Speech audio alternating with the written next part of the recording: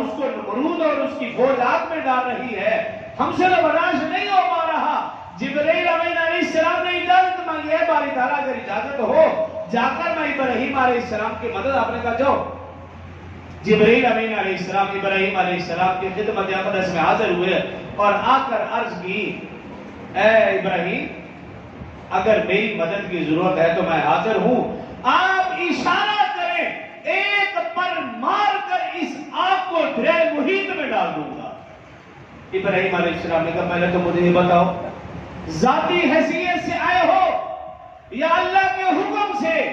عرض کی اجازت تو اللہ سے لے کر آیا ہوں لیکن آیا میں ذاتی حیثیت سے ہوں۔ ابراہیم علیہ السلام نے کہا پھر جاؤ، مجھے تمہاری ضرورت نہیں ہے، اگر وہ اللہ مجھے بچانا چاہتا ہے تو بچا لے گا، اگر وہ مارنا چاہتا ہے تو میں اس کی رضا پہ راضی۔